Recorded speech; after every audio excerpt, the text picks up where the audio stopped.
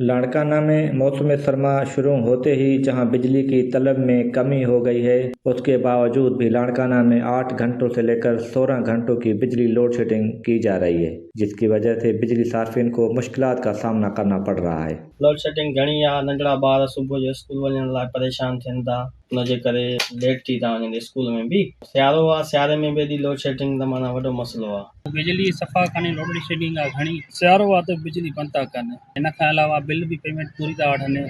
Load shedding घणी आहे। बिजली की लोड शेडिंग पर superintendent engineer SEPCO circle Larkana Mushtaq Chand Burdi का कहना था कि लोड शेडिंग के दो वजूहत हैं। जहाँ रिकवरी कम होती है, चोरी ज़्यादा होती है, वहीं उस फीडर पे लोड शेडिंग ज़्यादा होती है। तो मिनिमम जो हमारी लोड शेडिंग है यहाँ लाड़काना सिटी में या आसपास जितने फीडर हैं उनकी 6 से 10 घंटे हम लोड शेडिंग कर रहे हैं, वो उनकी रिकवरी और चोरी के हिसाब से हो रही है। जी नाज़रीन, इनका कहना है कि तवील लोड शेडिंग की वजह से जो है वहाँ सार्फिन को बहुत मुश्किलात का सामना करना पड़ता है।